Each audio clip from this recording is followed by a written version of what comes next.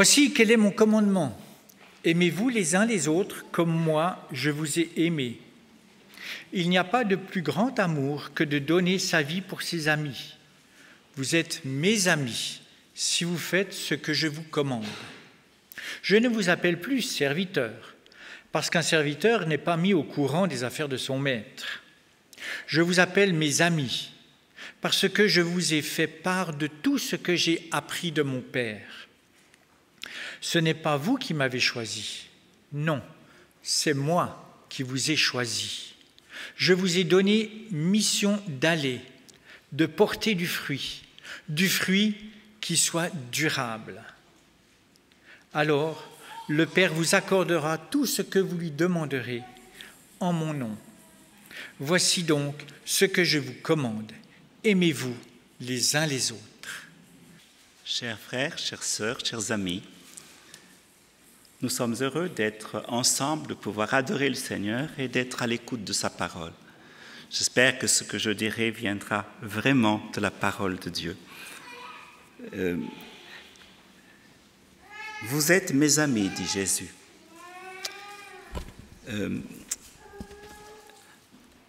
Mon cantique préféré, est-ce que vous vouliez savoir lequel c'est?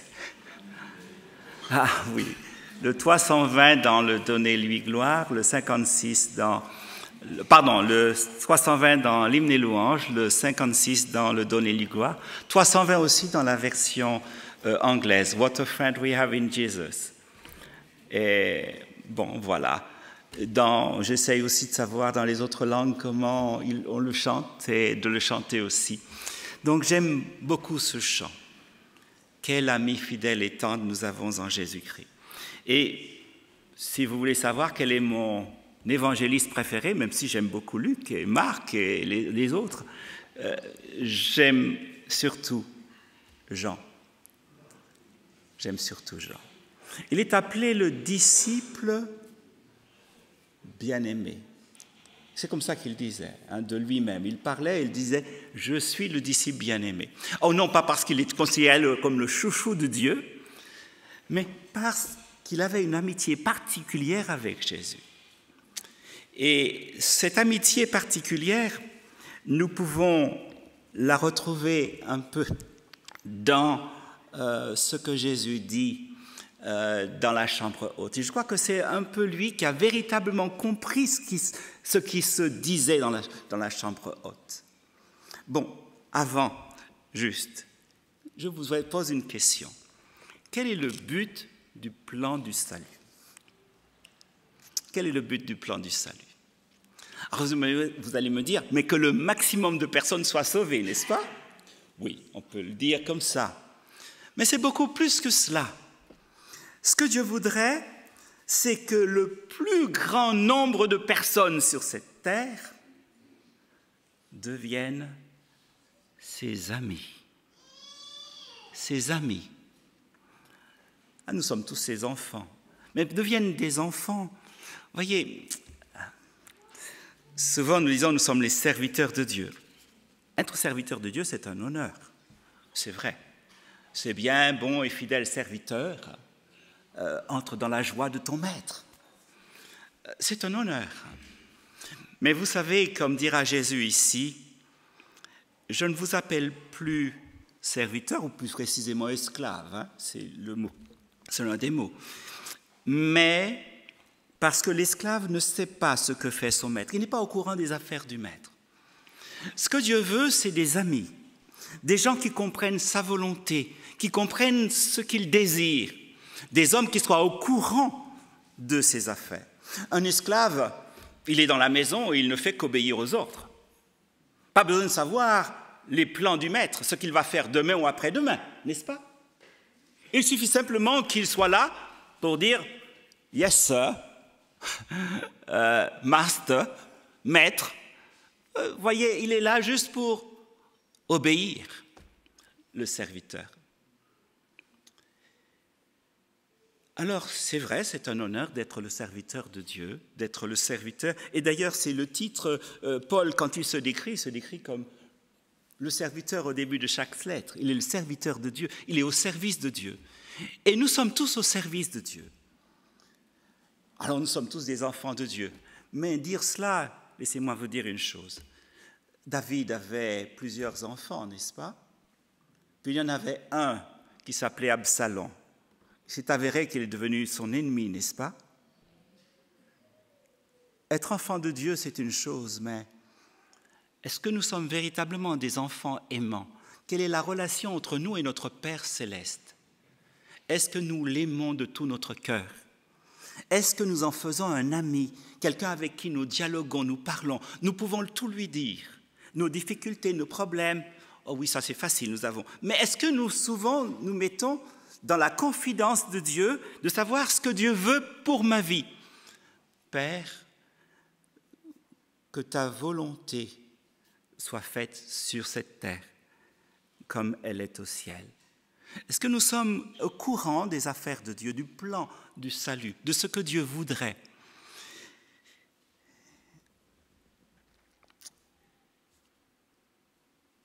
Je reviendrai dessus. Le Créateur de l'univers veut que chacun de nous soyons ses amis. Un ami, c'est quelqu'un qui vous aime. Et j'aimerais vous dire à tous ici ce matin que Dieu vous aime.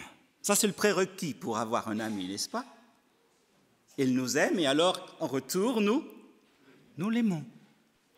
Et quand nous passons du temps avec lui, quand nous le comprenons, quand nous voyons la valeur qu'il nous accorde, que nous sommes uniques à ses yeux, alors comment ne pas l'aimer? Comment ne pas faire de lui notre ami?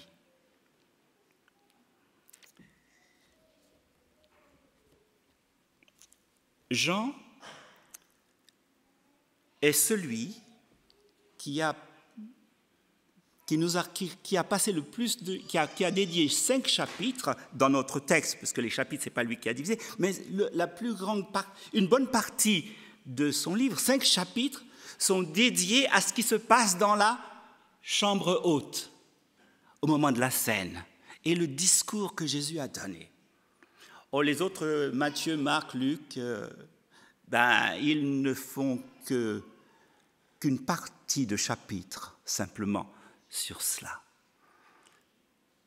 Heureusement que nous avons les paroles qui se sont dites dans cette chambre haute. Vous voyez, il commence ce texte en disant, dans Jean chapitre 13, ceci, avant la fête de Pâques, sachant que l'heure était venue pour lui de passer de ce monde au Père, Jésus qui avait aimé les siens qui étaient dans le monde, les siens.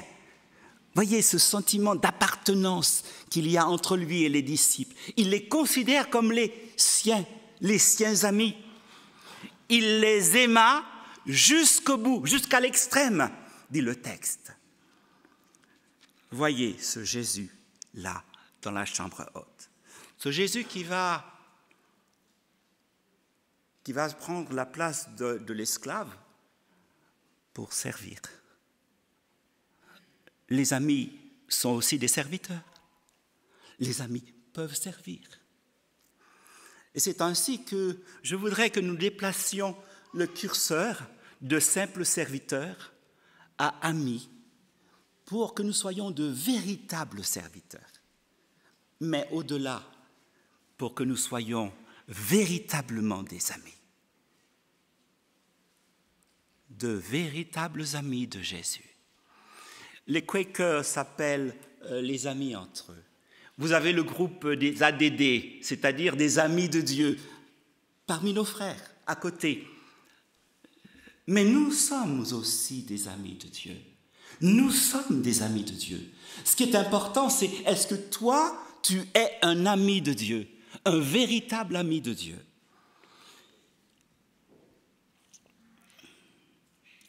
Un esclave ne fait que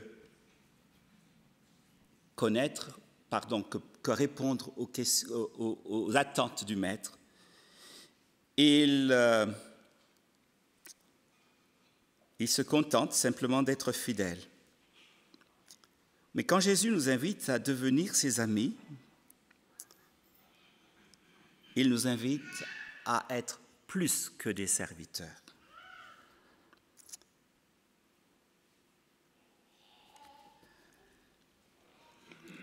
En passant, celui qui est devant Jean et les autres apôtres, celui que nous appelons Jésus, il n'est pas simplement un simple homme. Il n'est pas qu'un simple humain. Oui, il est humain, il est homme.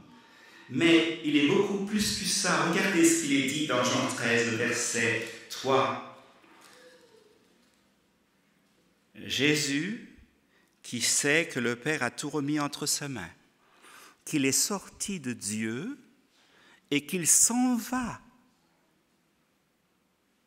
à Dieu, se lève de table, il se défait de ses vêtements et il sert. Jésus a conscience de qui il est. Avons-nous conscience de qui est Jésus? Ésaïe chapitre 9, le verset 5. C'est celui que Jean appelle « Un enfant nous est né, un fils nous est donné ». Et qui est-ce qu'il est? Comment l'appelle-t-on? Admirable, conseiller. Conseiller est une autre manière de dire confident, de dire ami. N'est-ce pas? Dieu puissant, Père éternel, Prince de la paix. Jésus disait « Moi et le Père », dans Jean chapitre 10, le verset 30, « nous sommes un ». Dans Jean chapitre 14, le verset 9, « Celui qui m'a vu, dit-il à Philippe, a vu le Père ». Dans Jean 16, le verset 27, « Le Père vous aime ». C'est l'Éternel, Dieu, le Père, Fils, Esprit, qui veut et qui désire être notre ami et qui nous aime. Et ça, c'est très important. La Bible parle beaucoup de service, les disciples sont des serviteurs, mais il me semble que beaucoup de chrétiens préfèrent la relation serviteur-maître à celui d'ami de Dieu.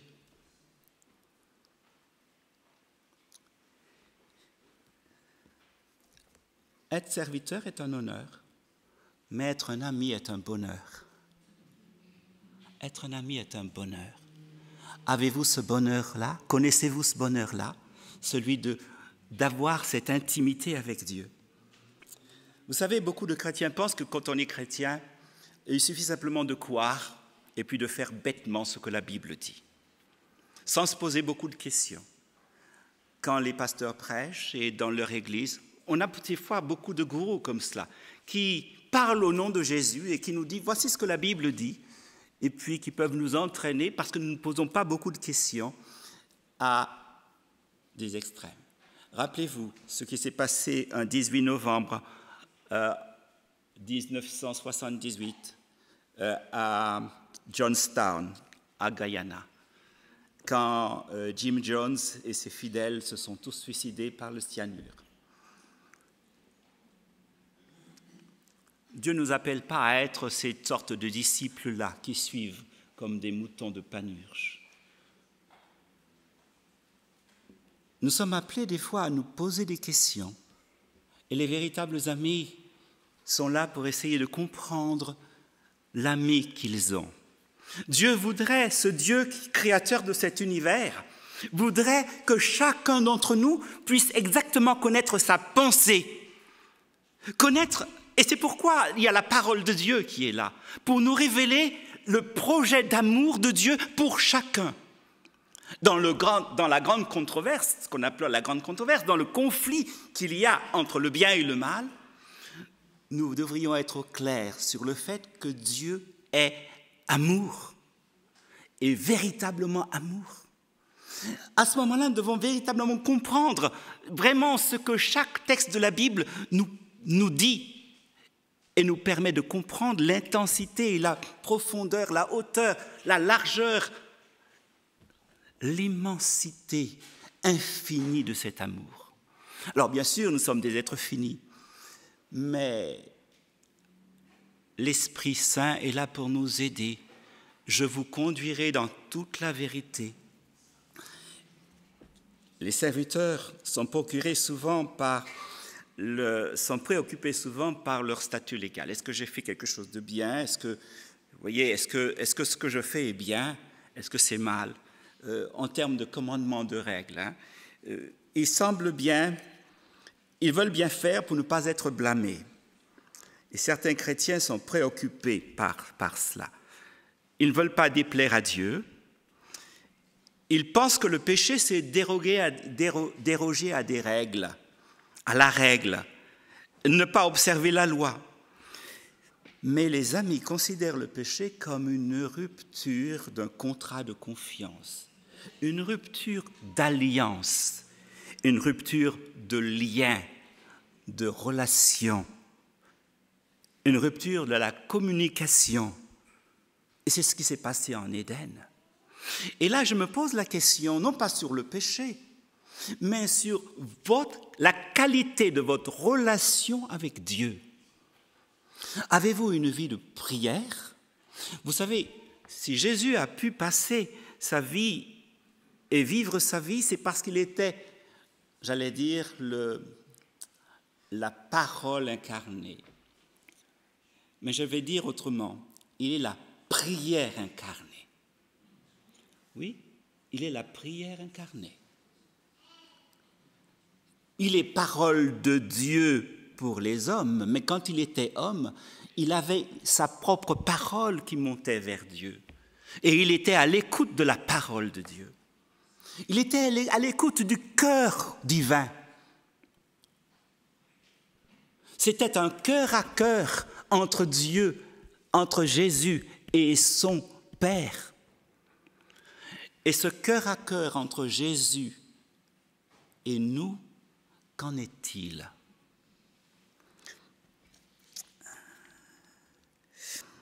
Je vais vous parler d'Abraham qui est appelé ami de Dieu dans Ésaïe et dans le livre de Jacques qui reprend le texte d'Ésaïe.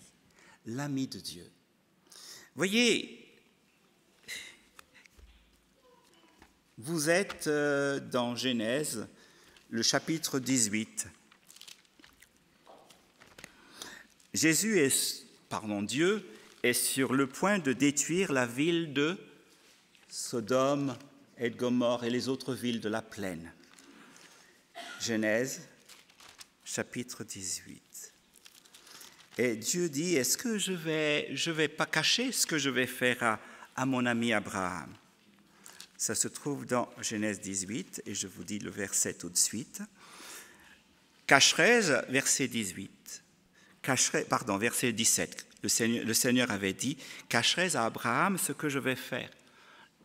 Dieu voudrait lui dire ce qu'il va faire. Dieu nous révèle ce qu'il veut faire. Cacherai-je ce que je vais dire? Il n'a pas de secret pour son ami. Alors qu'Abraham va devenir une nation forte, etc. Car je le connais, dit le texte. On le traduit ici au verset 19, car je l'ai distingué. Mais le texte dit yadati, je le connais. Et le verbe yada en hébreu signifie connaître, aimer. Je l'aime. Je l'aime. Afin qu'il ordonne à ses enfants, qu'il ordonne à ses fils et ses filles, après lui, de garder la voie. Amour et obéissance. C'est vrai qu'un ami ne fait pas simplement qu'être ami. Un ami n'est pas votre ami. Alors pour nous, un ami est un ami qui nous aime, quoi qu'il arrive, quoi qu'on fasse. Et c'est ce que Job demande à ses amis d'être. Et c'est ce qu'ils ne sont pas. Mais quand Dieu nous propose d'être amis, il dit, vous êtes mes amis si vous faites ce que je vous commande. Je reviendrai là-dessus tout à l'heure. Vous aurez des amis à qui vous dites simplement, tu veux être mon ami? Alors fais ce que je te donne, ce que je te commande. Vous n'aurez pas beaucoup d'amis, n'est-ce pas? Vous voulez des serviteurs. C'est un peu ce que le diable est en train de dire quelquefois. Mais si vous avez attentivement lu le texte, Jésus dit, vous êtes mes amis si vous faites ce que je vous commande. Mais qu'est-ce qu'il nous demande de faire? Aimez-vous les uns les autres. Aimez-vous les uns les autres. Je reviendrai dessus. Revenons à Abraham ici. Et Dieu dit à Abraham, je vais détruire la ville. Et qu'est-ce qu'Abraham dit? Abraham dit, oui, mais écoute, Seigneur, c'est ta volonté, fais-le. Hein. C'est OK avec moi. C'est toi, tes projets sont profonds, personne ne peut connaître tes pensées, ils sont insondables. Alors, Seigneur, ce que tu as décidé, Qui suis-je pour pouvoir dire non? Et puis, ces gens-là, ils me méritent bien. Ils ne savent même pas ce qu'est le genre masculin-féminin. Ils ne sont peut-être pas respectables, ce qu'ils font entre eux là-bas. Ils méritent bien cette mort-là. Seigneur, vas-y. Est-ce que c'est ce qu'il leur dit? Ah, pour ces gens qui mélangent les genres et tout ça et autres, qu'est-ce qu'il ose dire? Bien, écoutez, il aurait pu dire, mais je vais aller sur la montagne et puis je vais regarder là, je vais les regarder brûler là, ça c'est bien. D'accord? Ils méritent bien ce qu'ils ont. Ce n'est pas ce qu'il dit. Il dit, Seigneur, Seigneur, est-ce que c'est vraiment ce qu'un Dieu d'amour et de justice peut faire? Condamner toutes ces personnes à la mort sans leur donner un échappatoire? Et peut-être que tous ne sont pas dans le même pot. Il y a peut-être des justes à l'intérieur. Est-ce que tu veux que ces quelques justes qui sont là, dans Sodome et Gomorrhe, périssent? Alors il commence par un grand chiffre. Puis après, il continue. Et il va plaider pied à pied avec Dieu. Son désir, c'est de sauver les autres. Son désir, c'est... Tenez, ce n'est pas le projet de Dieu? Sauver le maximum de personnes? J'ai l'impression qu'Abraham, à force d'être ami avec le Seigneur, est devenu un peu à l'image de son Seigneur. Un Dieu qui aime tous et qui serait prêt à sauver tout ce qu'il pourrait être sauvé, tout ce qui est sauvable. Et finalement, à force de vivre avec une personne, vous finissez par lui ressembler, n'est-ce pas? Birds of a feather flocks together. Les oiseaux de même plumage volent ensemble, n'est-ce pas? Quand vous voyez un troupeau de moineaux, ce ne sont que des moineaux en général, n'est-ce pas? À moins qu'il y ait un rapace qui vienne pour pouvoir les chasser. Là, mais bon. Abraham n'est pas le rapace. Dieu et Abraham se ressemblent quelque part. Ils se ressemblent. Et je pourrais continuer encore. C'est intéressant parce que on peut voir, heureusement qu'il y a ce passage de la Bible, parce que ça me permet de voir la belle amitié qu'il y a entre ces deux personnes. Et ça me permet de voir la profondeur de caractère d'Abraham. Mais ça me permet aussi de voir l'amour de Dieu et les concessions que Dieu est prêt à faire pour son ami, qu'il aime. Un autre exemple, Moïse. Exode 33, verset 11. Vous connaissez ce texte. Il est dit, le Seigneur parlait avec Abraham face à face, comme un homme parle avec à son ami. Exode 33, le verset 11. Et vous savez à quel moment où c'est dit ce texte-là? Après Exode 32, où nous avons un dialogue entre Dieu et Abraham. Nous avons l'exemple de cette amitié-là. Vous savez, il y a l'exemple, vous voyez la faute des Israélites. Et Dieu se met en colère et dit, oh là, je vais les détruire tous. Il dit à Abraham, chapitre 32, le verset 9, maintenant, laisse-moi faire. Je vais mettre ma colère contre eux, je les exterminerai et je ferai de toi une grande nation. Moïse dit-il, au Seigneur, c'est bien, c'était tout à mon honneur, je serai une grande nation. Pourquoi pas? Ce sont mes descendants qui seront. Est-ce que c'est ce qu'il dit? Il commence à intercéder, à plaider pour ceux de la plaine, pour ces idolâtres de la plaine. Seigneur, pourquoi te mettre en colère contre ton peuple, alors que tu l'as fait sortir d'Égypte avec une grande puissance et par ta main forte? Pourquoi, Seigneur? Je ne comprends pas. Je veux comprendre ton projet. Je veux comprendre pour quelle raison tu veux faire cela, Seigneur. Je ne me contente pas que tu me dises que tu vas le faire. Mais quelle est la raison? Pour quelle raison, Seigneur? Quand nous avons nos pourquoi, est-ce que nous les portons au Seigneur? Les amis posent des questions à leurs amis, même des questions difficiles, ils le leur posent. Pourquoi les Égyptiens diraient-ils: ah oui, mais Seigneur, mais pourquoi on se moquerait de toi? Ah, il prend la défense de son Dieu dans cette histoire. Tu as dit toi-même que tu allais les faire sortir et puis tu les fais périr dans le désert. Quelle sera ta renommée? On dira: mais quel Dieu est-ce? Est-ce véritablement un Dieu qui aime les hommes et qui aime son peuple? Rappelle-toi la promesse que tu as faite à Abraham, Isaac et Jacob. Et il va descendre dans la plaine après que le Seigneur lui ait parlé.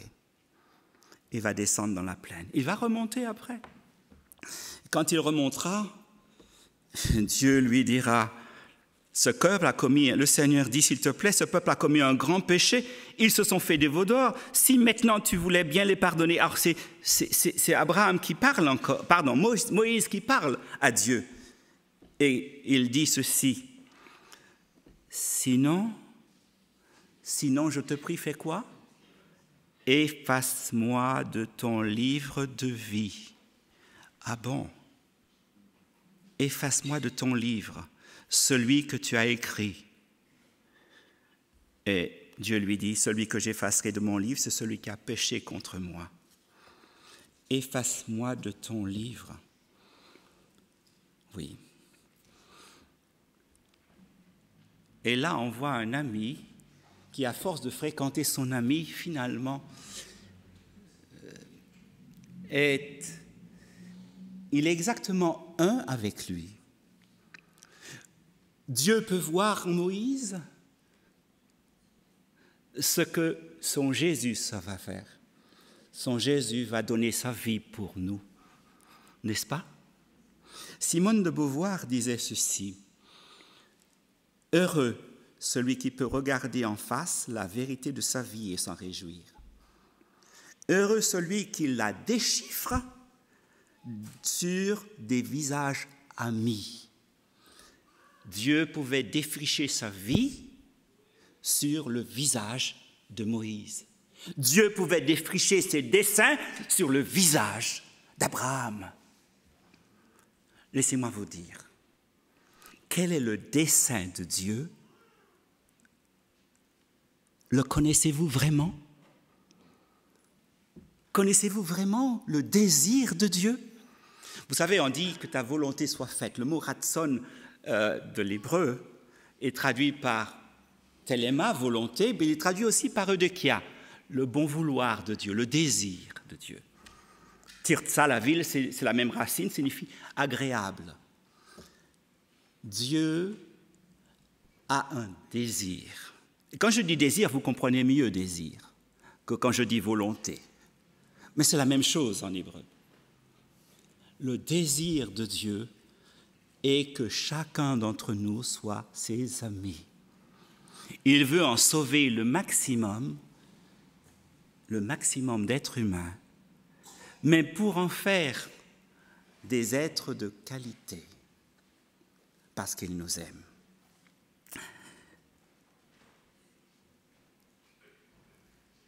Je crois que je peux presque m'arrêter, parce que je vous ai déjà dit l'essentiel. J'ai encore 3 pages, mais rassurez-vous, je ne ferai pas les 3 pages. Je ne suis pas tenu à ce que je disais littéralement, donc c'est pourquoi. Laissez-moi vous dire une chose.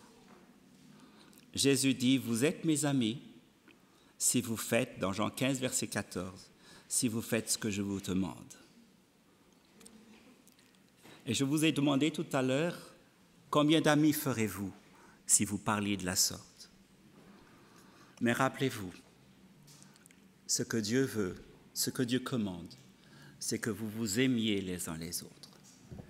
Non seulement nous ici, mais que nous aimons l'humain, les êtres humains qui nous entourent, quelle que soit leur pensée, leur manière de réfléchir Ils sont tous perdus et c'est normal qu'ils soient perdus dans leur tête et dans leur cœur. Mais Dieu veut justement les sauver parce que Dieu les aime. Si votre fils est perdu, qu'est-ce que vous faites? Si c'est quelqu'un de votre propre famille, comment vous ressentez? Si c'est votre époux ou votre épouse, comment vous ressentez les choses? Quand ils sont tout proches, oui, on ressent quelque chose, on veut les sauver. Mais les autres, tous les autres, pour Dieu, ce sont aussi des fils, ce sont d'autres filles que Dieu voudrait ramener ici dans son Église. Serviteurs, oui, tout ce que Dieu veut, c'est que nous nous aimions les uns les autres. L'obéissance, c'est le résultat de l'amour. Si vous m'aimez, dit Jésus, vous observerez mes commandements. Et vous pouvez obéir et ne pas être motivé par l'amour. Vous pouvez être motivé par la peur. L'obéissance ne produit pas l'amour, mais l'amour a pour résultat l'obéissance. Si quelqu'un m'aime, dit Jésus, il gardera mes paroles et mon Père l'aimera. Nous viendrons à lui et nous ferons en lui notre demeure. Aimer, c'est être patient. Vous connaissez 1 Corinthiens 13, l'hymne à l'amour. Je ne vais pas vous le réciter, mais je voudrais juste vous rappeler qu'à Laodicée, Jésus dit cette parole.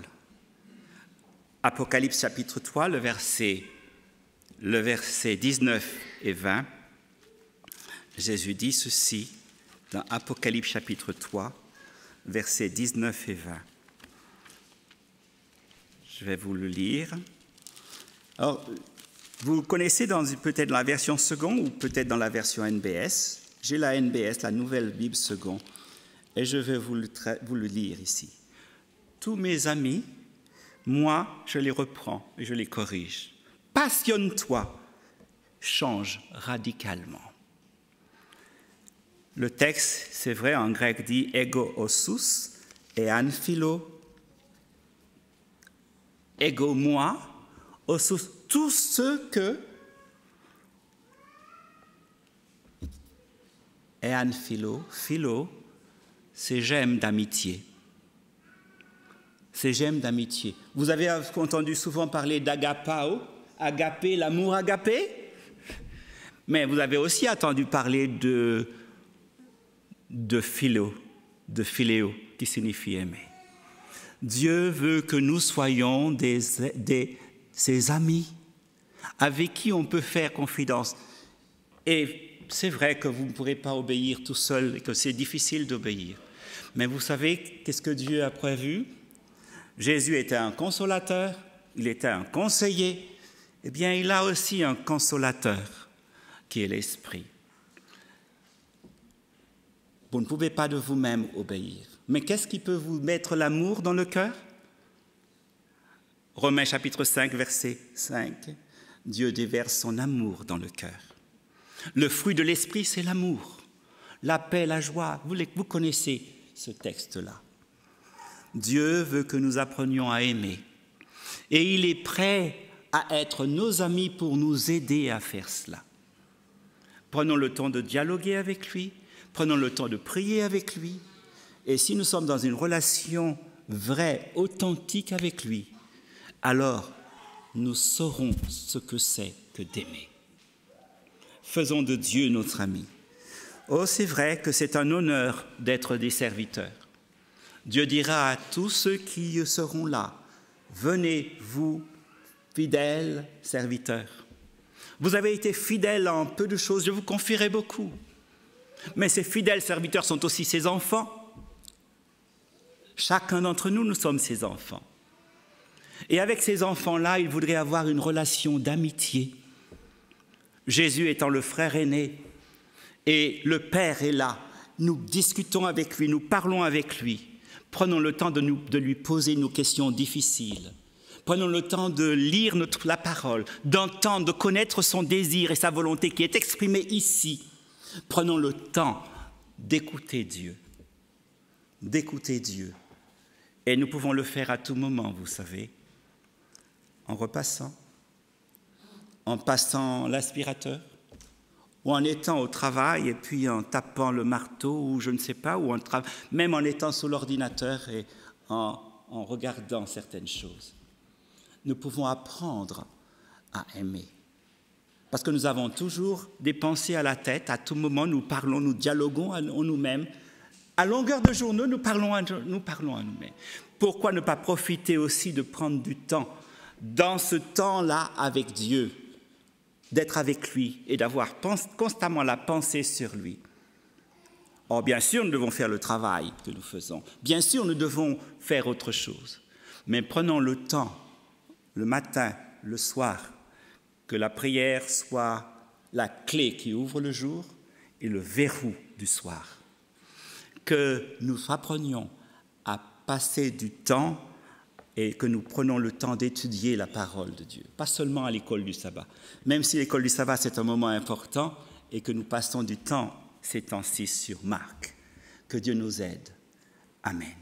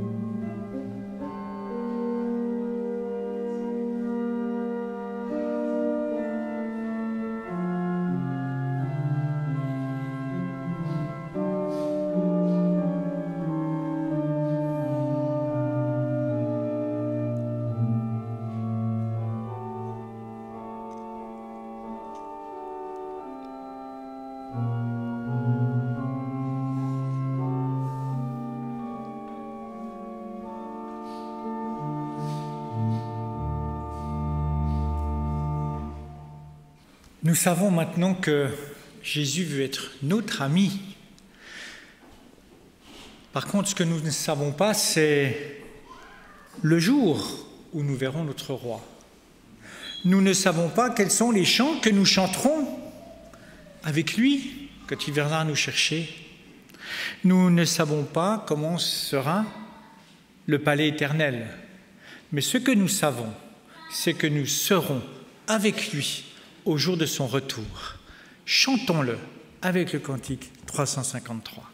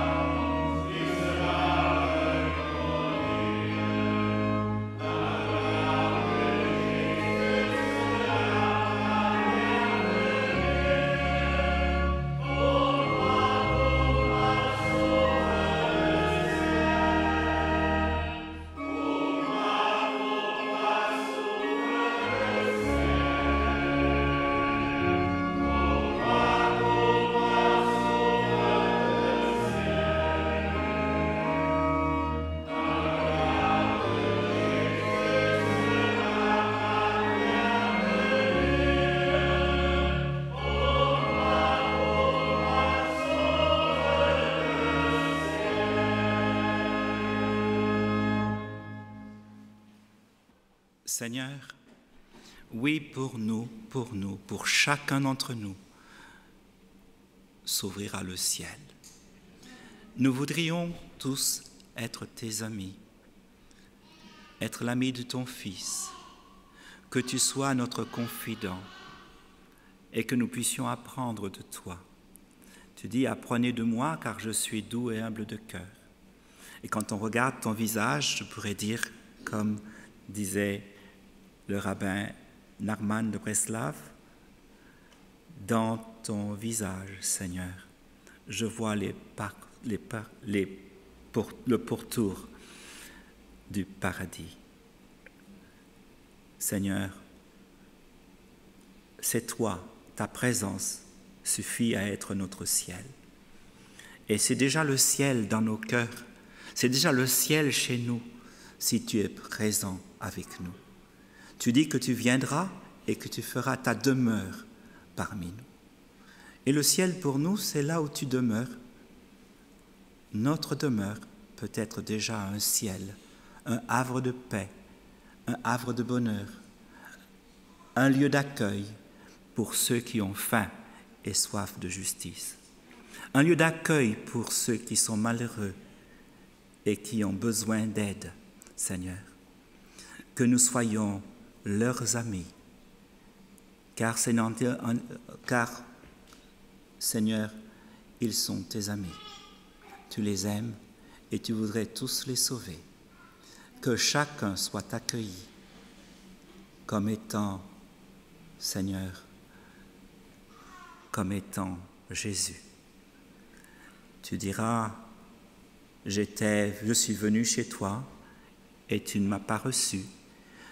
Tu nous diras, j'étais là, le pauvre, et tu n'as pas daigné regarder, jeter un œil, Seigneur. Puisses-tu ne pas nous le dire, Seigneur, parce que nous serons de ceux qui le feront. Que nous puissions réaliser que chacun de ceux que nous rencontrons peut être un Jésus incognito. Merci, Seigneur, de nous aider à vivre un peu déjà sur cette terre, un peu le ciel, et que ta volonté, ton désir, Seigneur, se fasse dans notre demeure, dans nos églises, dans nos écoles, partout où nous sommes, Seigneur. Que ta volonté soit faite comme elle est faite dans ton ciel. Amen. Amen. Je vais vous lire Romains, le chapitre 9. Je vais commencer par vous dire que le Dieu n'a rien épargné pour nous. Que ce Dieu, c'est lui qui nous justifie. C'est lui qui est mort en la personne de Jésus et qui est ressuscité et qui est assis à la droite de Dieu et qui intercède pour nous. Seigneur, qui nous séparera de l'amour du Christ? La détresse, l'angoisse, la persécution, la faim, le dénouement, le péril ou l'épée? Mais dans toutes ces choses, nous sommes plus que vainqueurs. Oui, soyons tous plus que vainqueurs par celui qui nous a aimés et qui nous appelle ses amis. Car nous sommes persuadés que ni mort, ni vie, ni ange, ni principat, ni présent, ni avenir, ni puissance, ni hauteur, ni profondeur, ni aucune création ne pourra nous séparer de ton amour en Jésus-Christ, notre Seigneur. Amen.